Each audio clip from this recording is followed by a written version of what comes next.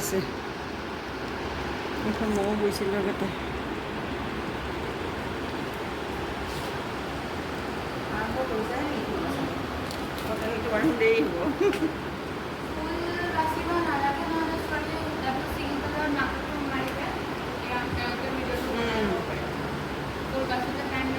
time লাগিব ফুল বাচিবলৈ